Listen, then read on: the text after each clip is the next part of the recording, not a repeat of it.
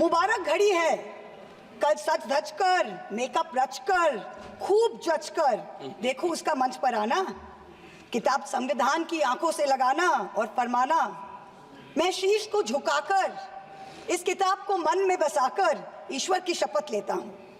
रात ढलने दीजिए, दिल बदलने दीजिए, कल तलक ये बेवफा सितमगरों का बादशाह सब भूल जाएगा, नफरतें उगाएगा, दूरियां बढ़ाएगा, रोज संविधान की धज्जियां उड़ाएगा।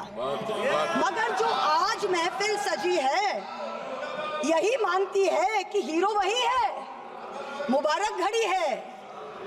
For the past 10 years, a very large number of people in this country have felt that संविधान खतरे में है. Our constitution is in danger.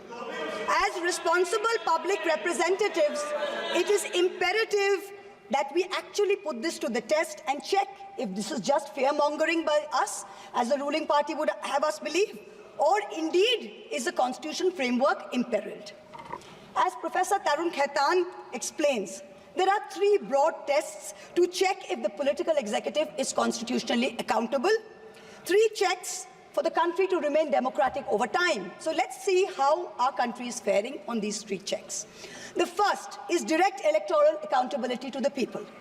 The second, there is accountability to the judiciary and other fourth branch institutions. And third, there is accountability rendered by the media and civil society as watchdogs of the citizenry at large. The ruling party has the right to influence policies over a large range of matters. You cannot take away that prerogative, but it cannot usurp power in a way that kills constitutional rights for the rest of us. This government, this ruling party, when confronted with this charge, uses only one defense. What about Mrs. Gandhi's emergency? Yes, that was a full frontal attack on democracy. No question about that. But we saw it for what it was. This government's modus operandi has been indirect and creeping, an incremental systemic assault for the past 10 years. The Modi government has consistently sought to erase the distinction between the party and the state by undermining and capturing all the mechanisms that seek executive accountability. It is killing our constitution by 1,000 cuts. I'm going to point out a few of the particularly bloody cuts. In the first test, democracies seek electoral accountability from the political executive. Measures such as electoral manipulation, voter disenfranchisement, biased campaign finance over time give the ruling party an unfair advantage. Voter disenfranchisement has reached epic proportions in India. In the past general elections, as well as in the recent by-polls in many BJP-ruled states, there were widespread, documented, caught on television cameras, caught on mobile phones, instances of voter suppression, from names missing to electoral rolls, by police used to threaten, beat and intimidate voters. We saw it in Rampur, we saw it in Sambal. Entire localities were being forced to stay home. Another aspect is the largely targeted exclusion of a hated minority by a prejudiced majoritarian state, creating a whole section of second-class citizens whose rights are less equal than others. This government brought in a discriminatory Citizenship Amendment Act that is openly violative of the fundamental right to equality before law. All the BJP state governments are competing with each other in bulldozer justice, demolishing homes, usually of minorities, without due process of law.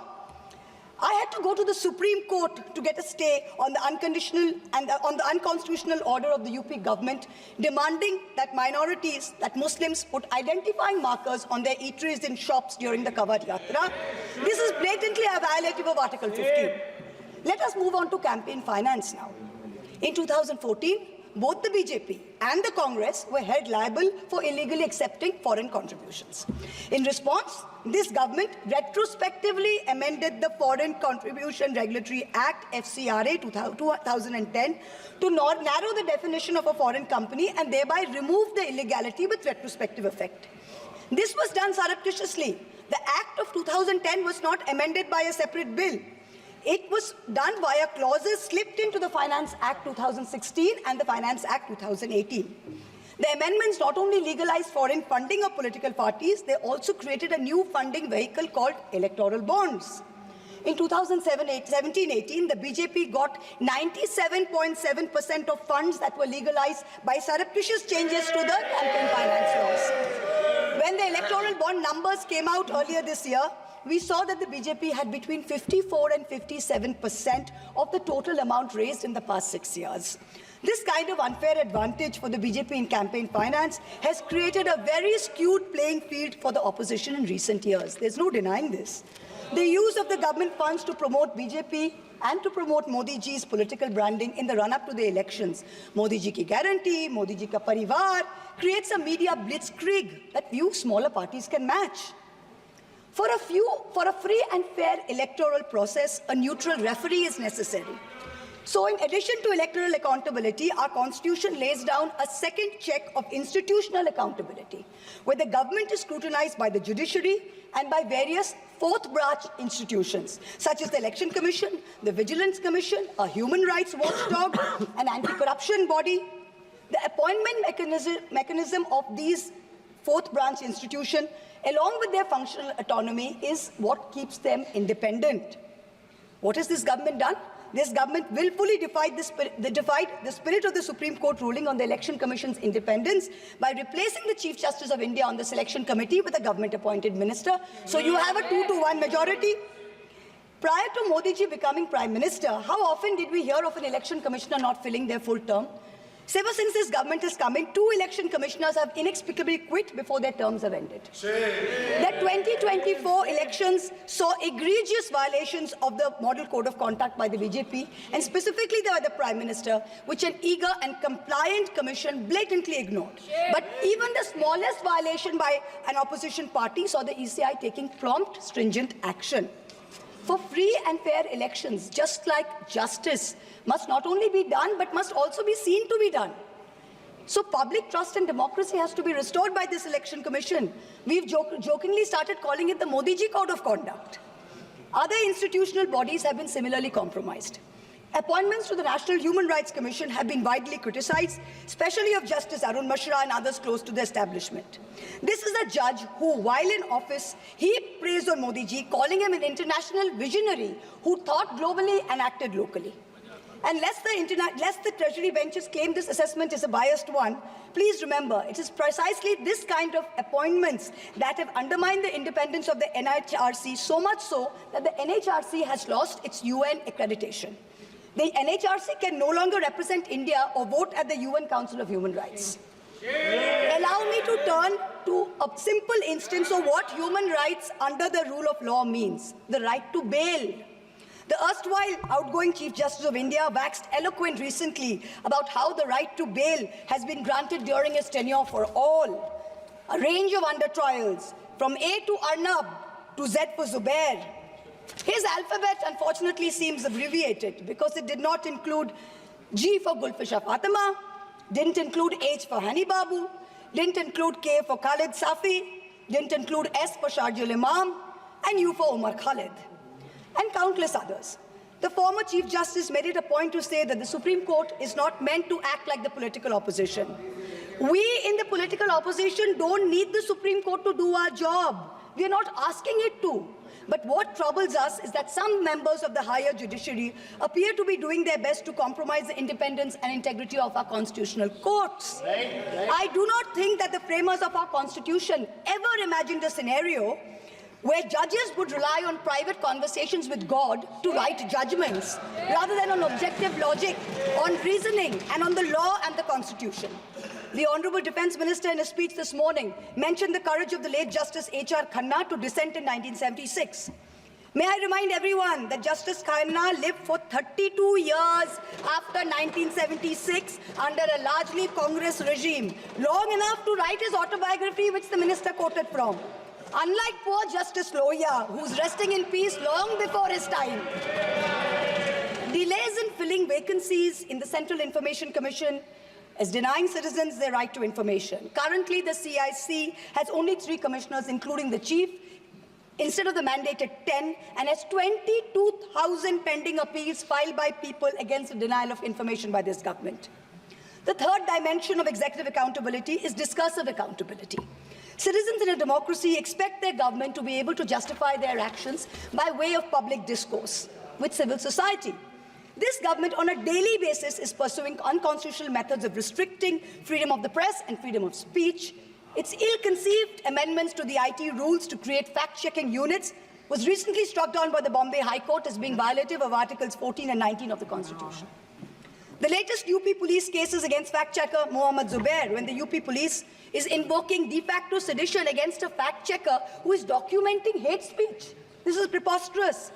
I am one of the petitioners challenging the constitutionality of the sedition law, and the Supreme Court has very clearly stated that no coercive action will be taken on alleged sedition cases till the matter is decided. Yet the government doesn't stop. The Bharatiya Nyaya Samhita, which the ruling party brought in last year when most of the parliamentarians were suspended, they said we are dropping sedition, but you also replaced it with a far more draconian Section 152. There's also something else which we all need to think about. The BNS for the first time adds terrorism as a punishable offense and defines it as an act that intends to threaten the unity, integrity, and security. So the crime of terrorism is no longer anchored in an actual act. It's anchored in an intent or a thought. This means that from now onwards, the parents of disappearing Kashmiris or disappearing Manipuris who are protesting peacefully in a park can be accused of being terrorists.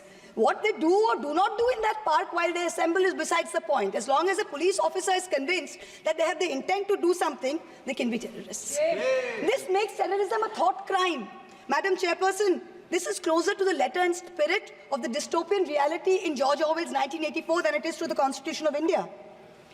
Let me turn to how the policy of 1,000 cuts has damaged our institutions. Institutions like the Enforcement Directorate and the CBI have turned into extortionist departments for the government. 14 political parties approached the Supreme Court against the coercive criminal actions of these two agencies. 95% of cases by these two agencies are against opposition politicians. Since 2014, 25 opposition leaders facing corruption have crossed over to the BJP. 23 of them have got reprieves. 3 cases are closed. 20 cases are stalled. For years, the CBI was used to put pressure on NDTV and its promoters via a bogus case. Now that the channel's been captured, it's been sanitized, CBI says that there was never any case to start with. Airports and large infrastructure have been captured by crony capitalists by similar misuse of the ED and the CBI. In a cooked-up case against me, the CBI is wasting precious time and resources looking for a scarf and lipstick that a friend gifted me. These actions have cost India the first ever human rights violation by the Inter-Parliamentary Union in Geneva, the global body governing all national legislatures. After the abrogation of Article 370, there has been a flagrant crackdown of the constitutional rights of the people of Kashmir. Free speech and movement have been hampered. Passports cancelled without any pending cases. Never heard of it. Manipur, an integral part of the Union of India, seems to have a complete breakdown of constitutional machinery. The failure of governance is stark. The Union government under Article 355 of the Constitution is obligated to assist states in the maintenance of law and order. In May 2024, in the Supreme Court, Solicitor General stood up and said the violence is subsiding. Yet, horrifying incidents are happening every day. I petitioned the Supreme Court in the Manipur violence case. Senior Advocate Indira Jaisingh appeared for me. An expert committee was set up. But then after 27 or more hearings, there is no relief, there is no justice yet. Time constraints don't allow a more in-depth analysis, but it is crystal clear that this political executive of the past 10 years has systematically eroded democracy. It failed spectacularly on all 3 tests of constitutional accountability laid out by Professor Khaitan. Our constitution is bleeding from 1,000 cuts. Samvidhan khatre mein zarur hai. The need of this hour is to ensure that the idea of India survives in its purest form. This burden is heavier on some of us than on others. The judiciary and the media have a far greater responsibility in protecting our constitution than to normal citizens. History will not be kind to you, your lords and ladyships, if you falter. To every Chief Justice of India, past and present, I say this: yours is not to worry about your personal legacy. Yours is not to take directions from God. Yours is not to have a private family function turned into a televised circus with a political executive. The Constitution is your only God. The Constitution should be the only Atithi who should be in your home as your Deva. Attention-seeking divas do not leave legacies. Upholders and protectors of our basic sovereign rights will only be remembered. To the media, I say, you play a huge role in guaranteeing our democracy's survival. Live up to it. To taking a few liberties with Faiz Ahmed Faiz's immortal words, let me tell you. सब ताज उछाले जाएंगे, सब तख्त गिराए जाएंगे, बस नाम रहेगा संविधान का. In conclusion, I pay homage to the 17 women of India's Constituent Assembly who laid the path for all of us like me to stand here today. And I would like to remind us of Vijayalakshmi Pandit's words. Freedom is not for the timid. Protecting our constitution in these harrowing times requires courage. Let us rise to it. We will succeed. Jai Hind. Jagdambika Pal ji